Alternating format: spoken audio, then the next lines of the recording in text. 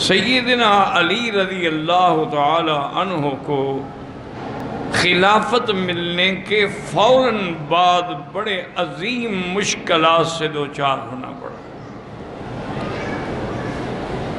اس کی وجہ یہ تھی کہ جب سیدنا عثمان رضی اللہ تعالی عنہ شہید ہو گئے تو اب ان کے ورثاء اور ان کے ساتھ سیدہ عائشہ صدیقہ اور سیدنا معاویہ رضی اللہ تعالی عنہ نے مطالبہ کیا حضرت علی سے کہ آپ مہربانی کر کے قاتلوں کو پکڑیں اور ان سے قصاص لیں کہ ایک خلیفہ راشد کا اور حرم نبوی میں قتل ہو۔ حضرت علی چاہتے تھے کہ ان کو پکڑیں، لیکن حالات کا تقاضا یہ نہیں تھا۔ وہ بار بار یہی کہتے کہ آپ مجھے مستحکم ہونے دیں، میرا اقتدار جو ہے وہ ابھی خود متزلزل ہے، اور اس وقت دشمن جو ہے وہ مدینہ میں دندلا رہے ہیں، 900 بلوائی مدینہ میں موجود ہے۔ اگر میں نے فوراً ان پہ ہاتھ ڈالا تو میرا حال بھی وہی ہوگا جو حضرت عثمان کا ہوا ہے۔ بہرحال اللہ کی شان یہ ہے کہ ان تمام کوششوں کے باوجود دشمنوں نے ایسے حالات پیدا کر دیے کہ سیدہ عائشہ اور حضرت علی رضی اللہ تعالی عنہ کی جنگ ہو گئی، جسے جنگ جمل کے نام سے مشہور کیا گیا۔ اور جب وہ ایک مقام پر دونوں فوجیں آمنے سامنے ہو گئیں، سیدہ صدیقہ کے ساتھ آنے والے اور ادھر سیدنا علی رضی اللہ تعالیٰ عنہ کے ساتھ آنے والے، تو حضرت علی رضی اللہ تعالیٰ عنہ نے اپنے صحابہ سے مشورہ کیا کہ میں سیدہ سے بات کرنا چاہتا ہوں، میری ماں ہے، میرے والدہ کے مقام پہ ہیں، پھر ہم دونوں کا مطالبہ بھی ایک ہے، وہ بھی قصاص لینا چاہتی ہے، میں بھی قصاص لینا چاہتا ہوں، بات تو صرف وقت کی ہے۔ انہوں نے پیغام بھیجا تو سیدہ عائشہ نے فرمایا کہ حضرت علی تو میرے بیٹے ہیں، مجھے کیا اعتراض ہے ملنے میں۔ تو حضرت علی تشریف لے گئے، ماں بیٹے کی باتیں ہوئیں، سارے حالات کو مد نظر رکھا گیا۔ حضرت علی نے ان سے مہلت مانگی کہ آپ مجھے کم از کم 6 مہینے کی مدت مہلت دیں کہ میں ذرا حالات پہ کنٹرول کر لوں، میں سب سے پہلے قصاص عثمان کا وارث بنوں گا۔ دونوں فریقین مطمئن ہو گئے، الحمدللہ خوشیاں منائی گئیں، مبارکبادیں دی گئیں، نعرہ تکبیر بلند ہوئے۔ حضرت علی واپس کیمپ میں آ گئے، بی بی عائشہ اپنے کیمپ میں چلی گئی اور بڑے اطمینان کے ساتھ کہ الحمدللہ بات ختم ہو گئی۔ اب دشمنوں نے، بلوائیوں نے، خوارج اور روافض نے سوچا کہ اگر یہ صلح قائم رہی تو پھر ہماری گردنیں تو کاٹی جائیں گی، کوئی ایسے حالات پیدا کریں کہ یہ صلح نہ رہے۔ انہوں نے یہ کیا کہ کچھ لوگ تیار کیے کہ تم حضرت سیدہ عائشہ کے کیمپ پہ حملہ کرو اور کہو کہ حضرت علی کی فوج نے حملہ کر دیا، اور ایک گروہ کو تیار کیا کہ تم حضرت علی کی فوج پہ حملہ کہو کہ بی بی عائشہ کی فوج نے حملہ کر دیا۔ اب رات کی اندھیری تھی، لوگ سوئے ہوئے تھے، اور چند آدمی جو ہے یہ نعرہ لگاتے ہوئے بی بی عائشہ کے کیمپ میں ٹوٹ پڑے، اور چند آدمی حضرت علی کے کیمپ میں ٹوٹ پڑے۔ دونوں صحابہ بیدار ہوئے، بیدار ہوتے ہوتے تلواریں چل پڑیں جس میں ہزاروں صحابہ شہید ہوئے۔ تو اس میں نہ سیدہ عائشہ کا قصور تھا اور نہ سیدنا علی رضی اللہ تعالی عنہ کا قصور تھا۔ اسی لیے حضرت نے فرمایا قتلانا وقتلاہم فی الجنہ، ان کے مارے گئے ہمارے مارے گئے سب جنتی ہیں۔ یہ اجتہاد کی غلطی ہے، دشمنوں نے ہم سے فائدہ اٹھایا، حتیٰ کہ پھر حضرت علی رضی اللہ تعالی عنہ خود تشریف لائے 40 آدمیوں کے ساتھ، بی بی عائشہ کو بڑے احترام کے ساتھ حجاز کی طرف روانہ کر دیا، اور کافی دیر تک حضرت حسن اور حضرت علی ان کے ساتھ، ان کی سواری کے ساتھ پیدل چلتے رہے۔ لیکن جو ہونا تھا مقدر میں وہ تو ہو گیا۔ اسی طرح جنگ صفین جو ہے وہ بھی انہی خوارج اور روافض نے حضرت علی اور حضرت معاویہ کے درمیان کرا دی۔ حالانکہ حضرت نے فرمایا تھا کہ ربنا واحد و نبینا واحد و دیننا واحد، ہمارا رب بھی ایک ہے، دین ہی ایک ہے، نبی بھی ایک ہے، ہم میں کوئی ایسا اختلاف نہیں ہے لیکن اب دشمنوں نے ہمیں ایسے حالات پہ کھڑا کر دیا ہے کہ اس کا حل کوئی نظر نہیں آتا، کوئی صلح کا طریقہ نہیں نظر آ رہا۔ باہر صورت یہ ہے کہ نتیجہ ہی، حالانکہ اس وقت بھی دونوں کا جذبہ یہ تھا، جب روم کی بادشاہ کو خبر لگی کہ حضرت علی اور حضرت معاویہ آپس میں جنگ کی حالت میں ہیں، اس نے اپنی فوج کو تیار رہنے کا حکم دیا کہ تم مدینے کے قریب چلے جاؤ، اور جب موقع ملے، چونکہ اس وقت وہ سارے کوفہ کی طرف ہیں اور شام کی طرف ہیں، ہم مدینے پہ حملہ کر کے مدینے پہ قبضہ کر لیں، تو جب دارالخلافہ ہمارے ہاتھ میں آ جائے گا تو ان کی قوت ویسے ہی ٹوٹ جائے گی۔ تو حضرت علی رضی اللہ تعالیٰ عنہ کو بھی پتہ لگا کہ روم کا بادشاہ حملہ کرنا چاہتا ہے، اور حضرت معاویہ کو بھی پتہ چلا۔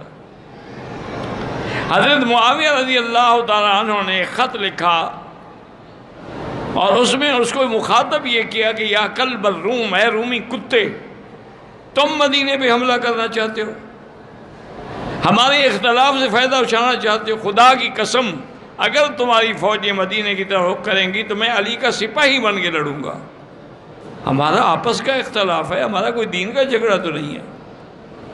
تو حضرت علی نے بیانی ہی یہی خط لکھا، تو اس کو پھر جرأت نہ ہوئی مدینے پہ حملہ کرنے کی، چونکہ دونوں کا مقصد ایک ہے، دین ایک ہے، ایمان ایک ہے، اسلام ایک ہے۔ لیکن بہرحال حضرت علی کے لیے بے انتہا مشکلات آئے۔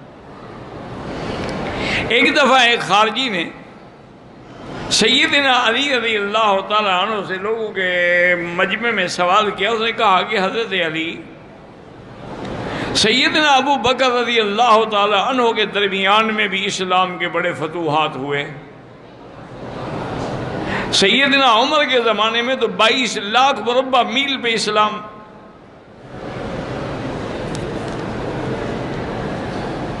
22 لاکھ مربع میل پہ اسلام پھیل گیا، اور سیدنا عثمان جیسے نرم دل آدمی کے زمانے میں بھی 44 لاکھ مربع میل پہ اسلام پھیلا، اور انطاکیہ سے اور شام سے لے کر کابل تک کے ملک فتح ہو گئے، لیکن آپ جب سے خلیفہ بنے ہیں ایک چھوٹی سی بستی بھی فتح نہیں ہوئی،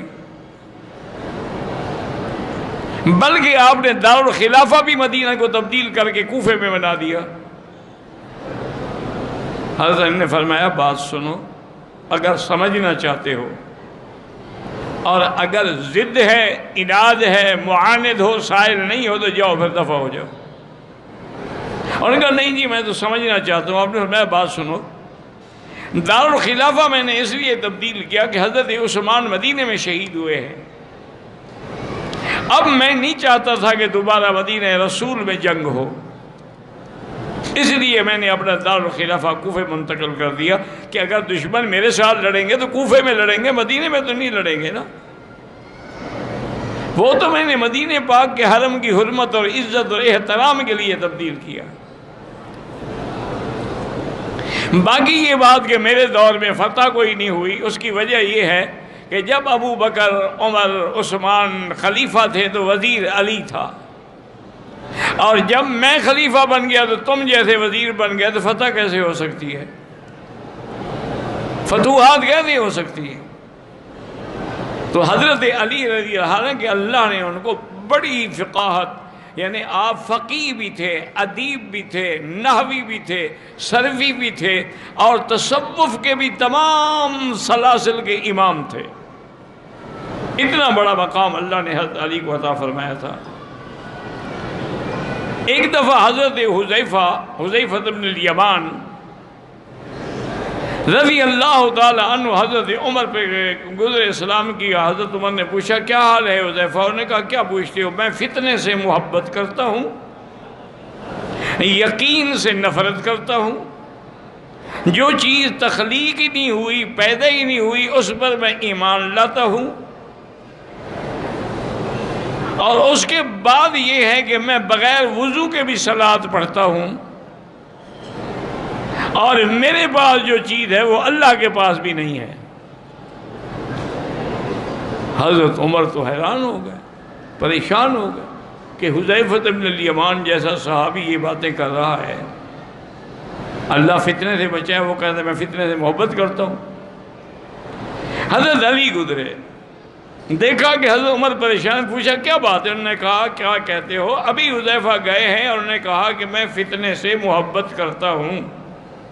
حضرت علی مسکرائے، فرمایا انہوں نے ٹھیک ہی تو کہا ہے، اللہ نے قرآن میں نہیں فرمایا انما اموالکم و اولادکم فتنہ، تمہارے مال اور اولاد تمہارے لیے فتنہ ہے؟ تو اولاد سے کون محبت نہیں کرتا، مال سے کون محبت نہیں کرتا؟ انہوں نے کوئی بات غلط تو نہیں کی۔ انہوں نے کہا وہ کہتے کہ یقین سے میں نفرت کرتا ہوں۔ انہوں نے کہا جی ٹھیک ہے، یقین سے آپ بھی سب نفرت کرتے ہیں، یقین موت کو کہتے ہیں، وَاعْبُدْ رَبَّكَ حَتَّىٰ يَأْتِيَكَ الْيَقِينُ۔ کون موت کو پسند کرتا ہے؟ موت کو پسند کرے تو لاکھوں روپے علاج پہ خرچ کر دے، تو موت سے تو سب نفرت کرتے ہیں۔ انہوں نے کوئی بات غلط تو نہیں کی۔ انہوں نے کہا وہ نے ایک تیسری بات بھی کی کہ جو چیز پیدا نہیں ہوئی میرا اس پر بھی ایمان ہے، تخلیق نہیں ہوئی۔ انہوں نے کہا بالکل ٹھیک کہا، قرآن مخلوق نہیں ہے، اس کا قرآن پر ایمان ہے۔ قرآن تو اللہ کا کلام ہے نا، قرآن مخلوق تھوڑا ہے، وہ تو خالق کا کلام ہے۔ انہوں نے کہا ہاں یہ بات تو ٹھیک ہے۔ انہوں نے کہا اس نے کہا کہ میں بغیر وضو کے صلاۃ پڑھتا ہوں۔ اللہ کے بندے، صلاۃ کا معنی صرف نماز تو نہیں، درود بھی تو ہے نا، تو بغیر وضو کے درود پڑھتے ہوں گے تو اس میں کوئی منع تو نہیں ہے، بغیر وضو کے درود آدمی پڑھ سکتا ہے۔ انہوں نے کہا ہاں یہ بات بھی۔ انہوں نے کہا اچھا آخری بات تو بڑی خطرناک ہے کہ میرے پاس جو کچھ ہے وہ خدا کے پاس نہیں ہے۔ انہوں نے کہا ٹھیک ہے تو کہا ہے اس نے کہ ہمارے پاس بیوی بچے ہیں، خدا کے بیوی بچے ہیں۔ تو حضرت علی نے جب سمجھایا تو حضرت عمر خوش ہو گئے، فرمایا علی اللہ تیرے پر رحمت کرے، اگر تو آج یہ مسئلہ حل نہ کرتا خدا جانے میرے دل میں حذیفہ کے بارے میں کتنے غلط خیالات پیدا ہو جاتے۔ تو اللہ نے آپ کو یعنی اتنی تفقہ عطا فرمایا تھا۔ حضور صلی اللہ علیہ وسلم کی بیوی تھی، پہلے تو بہرحال وہ ہدیہ تھا، بادشاہ مقوقس نے آپ کو بھیجا تھا، بی بی ماریہ قبطیہ، لیکن آپ نے اس کو آزاد کر کے شادی کر لی اور بیوی بن گئی۔ مقوقس نے جب اس کو بھیجا تھا تو اس کے ساتھ ایک خادم بھی بھیجا تھا جس کا نام معبور تھا، اور وہ معبور جو ہے ہجڑا تھا، مخنث تھا۔ لیکن کچھ لوگوں نے ازراہ شرارت یا ان کو علم نہیں تھا، انہوں نے حضور سے عرض کیا کہ یا رسول اللہ صلی اللہ علیہ وسلم کے معبور جو ہے جب آپ گھر میں نہیں ہوتے آپ کی بیوی کے پاس جاتا ہے، یہ بات تو ناقابل برداشت ہے۔ حضور نے حضرت علی کو فرمایا کہ آؤ جا کے تلاش کرو معبور کو، جہاں ملے فقتلو، قتل کر دو اس کو، نبی کے گھر میں جاتا ہے۔ حضرت علی تلوار لے کے چل پڑے۔ خدا کی شان نے ڈھونڈتے ڈھونڈتے ایک انصاری کے باغ میں آئے تو وہ کنویں کے منڈیر ہوتی ہے نا، اس کنویں کی منڈیر پر بیچارہ بیٹھا ہوا تھا۔ تو حضرت علی نے کہا کہ یا عدو اللہ، تلوار نکال، فرمایا عدو اللہ کے دشمن، نبی کے گھر جاتے ہو، تیار ہو جاؤ مرنے کے لیے۔ وہ ڈر کے مارے گر گیا۔ وہ جب گرا تو اس کی چادر کھل گئی، حضرت نے دیکھا وہ تو مرد ہی نہیں ہے، وہ تو بیچارہ ہجڑا ہے۔ حضرت نے فرمایا اچھا جاؤ اٹھ کے بھاگ جاؤ۔ واپس آئے، حضور نے فرمایا ہاں حل قتلتہ، قتل کر دیا؟ انہوں نے کہا یا رسول اللہ قتل کرنا تھا اس لیے کہ نعوذ باللہ وہ آپ کے گھر میں خیانت کرے، وہ تو مرد ہی نہیں ہے بیچارہ۔ اور انہوں نے فرمایا احسنت، یری الشاہد ما لا یری الغائب، جو آدمی آنکھوں سے دیکھتا ہے وہ تو نہیں، جو نہیں دیکھتا وہ برابر تو نہیں ہوتے نا، آپ نے دیکھ لیا آپ کو تسلی ہو گئی۔ تو حضرت علی کے فیصلے کو حضور نے تسلیم کیا۔ اسی طرح ایک عورت سے زنا ہوا۔ اس زمانے کے لوگ تھے نا، اگر گناہ ہو جائے وہ کہتے تھے دنیا میں سزا مل جائے لیکن اللہ ہمیں آخرت کی سزا سے بچا دے۔ اس نے اعتراف زنا کیا، حضور نے حکم دیا علی کہ جاؤ اور اس کو کوڑے لگاؤ۔ حضرت علی فرماتے ہیں میں آیا تو یہ نفست، وہ تو بچہ پیدا ہوا تھا اسی دن اس کا، تو میں نے کہا کہ اس کو نفاس میں میں کوڑے ماروں گا تو مر جائے گی، یہ ابھی ابھی اس کا بچہ پیدا ہوا ہے، بلیڈنگ ہو رہی ہے، خون میں بھری پڑی ہے، پھر میں اس کو کوڑے ماروں؟ اور نے کہا اچھا ٹھیک ہے بعد میں رجم جاری کروں گا۔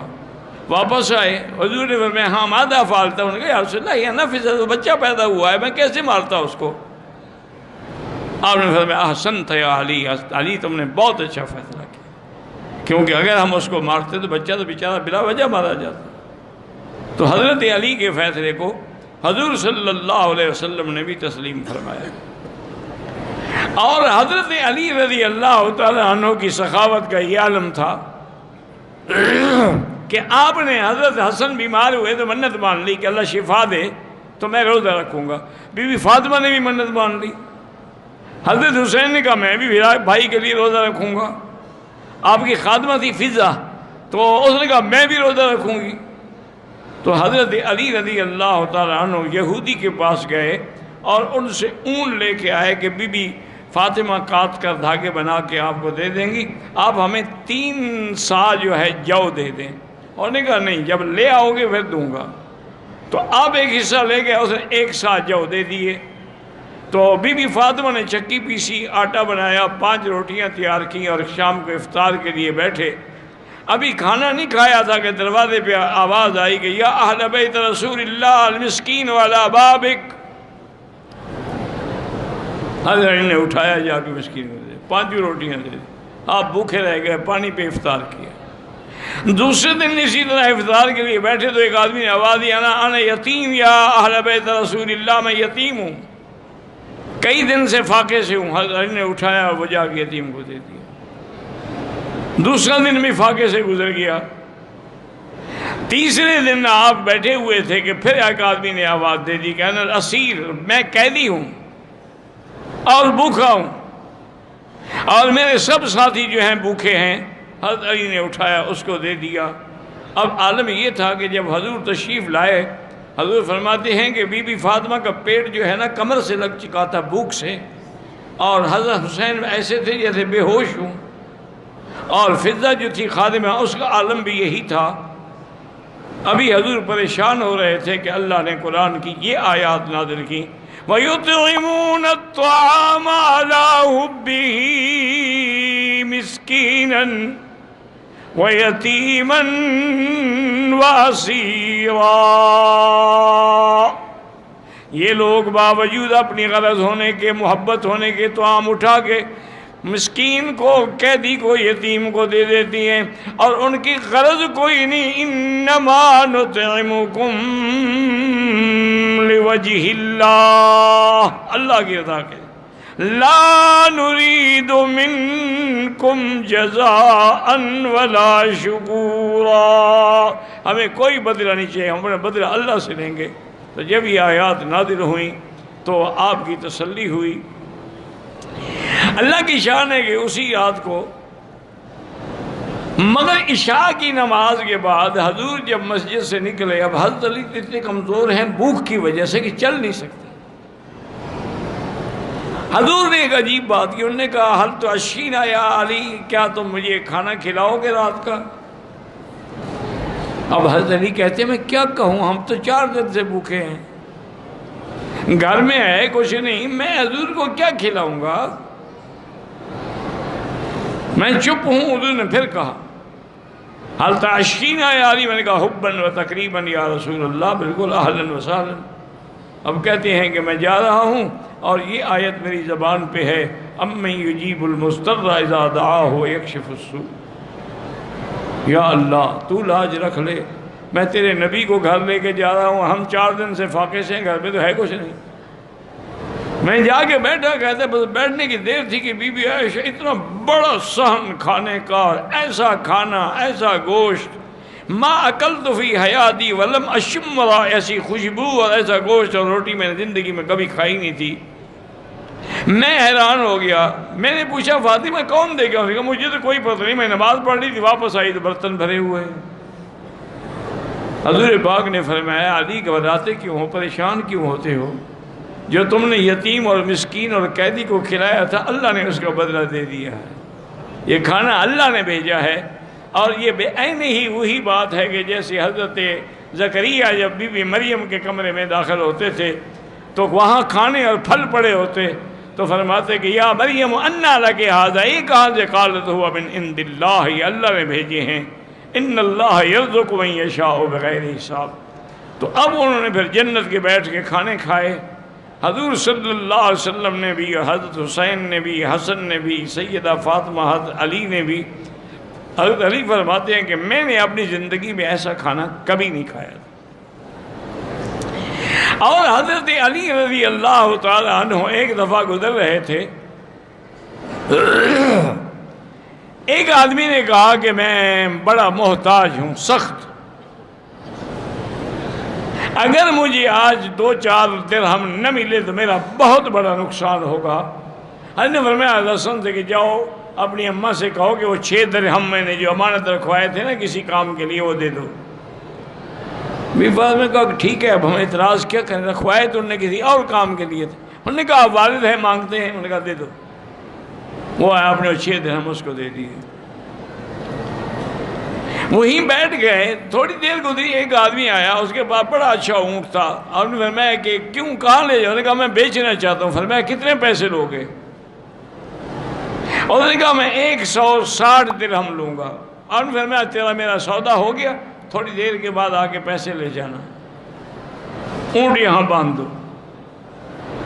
اس نے اونٹ باندھ دیا، چلا گیا۔ حضرت علی کا فرمان ہے میرے پیسے تھوڑے ڈوب جائیں گے۔ تھوڑی دیر گزری، ایک اور بندہ گزرا، اس نے دیکھا، اس نے کہا حضرت علی اونٹ بڑا مزیدار ہے، تم بیچنا چاہو تو میں خریدوں گا۔ اور میں اچھا بتاؤ کیا قیمت دو گے؟ اس نے کہا میں 200 درہم دوں گا۔ فرمایا دے دو۔ 200 درہم اس سے لیا، آدمی دوڑایا، جس کے پیسے دینے تھے 160، اس کو 140 تو اس کو دیے، اور 60 درہم گھر بھیج دیے۔ بی بی فاطمہ حیران ہو گئی، میں نے 6 بھیجے تھے درہم۔ انہوں نے کہا اللہ کا وعدہ نہیں کہ 1 کے 10 ملیں گے، تو ہم نے 6 خیرات کی، اللہ نے ہمیں 60 دے دیے ہیں، تو یہ کوئی بڑی بات تو نہیں ہے۔ اسی طرح حضرت علی، جیسے میں نے آپ کو عرض کیا نا، یہ جتنی نحو کے قواعد ہیں یا قرآن پہ اعراب ہیں، ان سب کے اصل جو ہیں وہ حضرت علی ہیں۔ آپ نے اسود دولی کے ذمہ لگایا تھا، نحو کے قاعدے سمجھائے تھے کہ اس طرح قواعد مرتب کرو۔ اس لیے آپ ادیب بھی تھے، ظریف بھی تھے، بلیغ بھی تھے، خطیب بھی تھے۔ ایک دفعہ بیٹھے تھے دوستوں میں، کسی نے پوچھا کہ حضرت شادی کے بارے میں آپ کی کیا رائے ہے؟ آپ نے فرمایا سرور و شہر، شادی جو ہے نا 1 مہینے کی خوشی ہوتی ہے۔ اور انہوں نے کہا جی پھر؟ فرمایا لزوم و مہر، پھر مہر دینی پڑتی ہے۔ اور انہوں نے کہا جی اس کے بعد؟ فرمایا قصور و ظہر، پھر کمر ٹوٹ جاتی ہے مقام کر کر کے۔ انہوں نے کہا جی اس کے بعد کیا؟ فرمایا دخول و قبر، پھر بندہ قبر میں چلا جاتا ہے، اور کیا ہوتا ہے؟ تو 4 لفظوں میں جو انہوں نے، اس میں بلاغت بھی ہے، ادب بھی ہے، نحویت بھی ہے، ظرفیت بھی ہے، اور ایسا کلام ہے جو پہلے کسی بندے کے زبان سے نہیں نکلا ہے، اور حقیقت بھی ہے۔ اسی طرح یاد رکھیں کہ سیدنا علی رضی اللہ تعالی عنہ کے بارے میں خوارج کٹھے ہوئے، اور انہوں نے فیصلہ کیا کہ اس وقت دنیا میں طاقتور 3 آدمی ہیں، ایک سیدنا علی ہیں، ایک سیدنا معاویہ ہیں، ایک سیدنا عمرو بن العاص ہیں۔ عمرو بن العاص مصر کے گورنر ہیں، حضرت معاویہ شام کے گورنر ہیں، حضرت علی کوفے میں ہیں، خلیفۃ الرسول ہیں۔ انہوں نے کہا کہ ہم ایسا پروگرام بنائیں کہ ان 3 آدمیوں کو ایک ہی دن ایک ہی وقت میں قتل کر دیا جائے۔ اگر یہ تینوں قتل ہو گئے تو اسلام کی طاقت کا بٹھا بیٹھ جائے گا۔ تو اس کام کے لیے 3 آدمی تیار ہوئے۔ عمرو بن تمیمی، اس نے کہا کہ میں تو عمرو بن العاص کو قتل کروں گا۔ ایک کا نام بکر بن غالب تھا، اس نے کہا کہ میں حضرت معاویہ کو قتل کروں گا۔ اور تیسرا تھا عبد الرحمن بن ملجم، اس نے کہا میں حضرت علی کو قتل کروں گا۔ اور پروگرام یہ بنا کہ 17 رمضان المبارک کو صبح کی نماز کے وقت اپنے اپنے مقام پہ تینوں کو شہید کر دیا جائے۔ وہ پروگرام کے مطابق چل پڑے۔ عبد الرحمن میں ملجم آیا کوفے میں، تو راستے میں ایک خارجی کے گھر میں ٹھہرا، اس کی لڑکی پہ عاشق ہو گیا۔ اس سے کہا کہ میں تمہارے عشق میں، اس نے کہا نہیں، میرے عشق کی ایک شرط ہے، میں تمہارے ساتھ شادی تب کروں گی جب حضرت علی کو قتل کر کے آؤ گے۔ انہوں نے کہا اسی لیے تو میں آیا ہوں۔ انہوں نے کہا آنا نہیں، قتل کر کے آؤ گے تو شادی کروں گا۔ اللہ کی شان یہ ہے کہ حضرت عمرو بن العاص تو اس دن صبح کی نماز میں آئے ہی نہیں، کسی اور بندے کو بھیجا، وہ شہید ہو گیا بیچارہ۔ سیدنا معاویہ رضی اللہ تعالیٰ عنہ پر بھی بکر نے آ کے حملہ کیا، لیکن آپ کو چھوٹا حملہ ہوا، زخمی تو ہوئے لیکن بچ گئے۔ اور یہ بدبخت سیدنا علی کے قتل کے لیے جو آیا تھا، حضور نے فرمایا تھا کہ دنیا میں دو بدبخت ہیں، ایک بدبخت تو وہ ہے جس نے حضرت صالح علیہ السلام کی اونٹنی کو قتل کیا تھا، اور دوسرا شقی وہ ہوگا جو حضرت علی کو قتل کرے گا۔ حضور پہلے فرما چکے تھے کہ دنیا میں سب سے بڑے بدبخت وہ ہوں گے۔ تو حضرت علی مسجد میں داخل ہوئے نماز کے لیے، ابھی اندر آئے تو ظالم نے سر پہ تلوار سے حملہ کیا، اور تلوار جو تھی سر سے آتی ہوئی او نیچے تک آ گئی۔ حضرت علی رضی اللہ تعالیٰ عنہ گر گئے۔ اس کے بعد سارے صحابہ اکٹھے ہو گئے، بہرحال اس کو پکڑ لیا گیا، اور میں پہلے یہ بتاؤں کہ مارنے والا کون ہے؟ انہوں نے کہا جی یہ وہ خارجی ہے عبد الرحمن بن ملجم، اور میں فزت رب الکعبہ، الحمدللہ مجھے رب کعبہ کی قسم میں کامیاب ہو گیا، میں شہید ہو گیا، کافر کے ہاتھوں سے مارا گیا ہوں۔ آپ نے حضرت حسن حسین کو بھی بلایا، فرمایا کہ اس کو ایسی کوئی بات نہیں کہنا، جو شریعت کا قصاص ہے اس پہ عمل کرنا۔ تو حضرت علی رضی اللہ تعالیٰ عنہ شہید ہوئے، اور مشہور روایات یہی ہیں کہ آپ کی قبر مبارک جو ہے وہ نجف اشرف میں ہے، وہیں آپ دفن ہوئے۔ لیکن اس بارے میں اکثر روایات یہی ہیں کہ آپ کی شہادت کے بعد حضرت علی رضی اللہ تعالیٰ عنہ جو ہے وہ نجف اشرف میں شہید ہوئے، اور سیدنا علی کی موت کے بعد، آپ کی وفات کے بعد مسند خلافت میں کون آئے؟ حضرت حسن رضی اللہ تعالیٰ عنہ جو آپ کے بڑے بیٹے تھے۔ تو اس کے بعد حسنین کریمین ہیں رضی اللہ تعالیٰ عنہ۔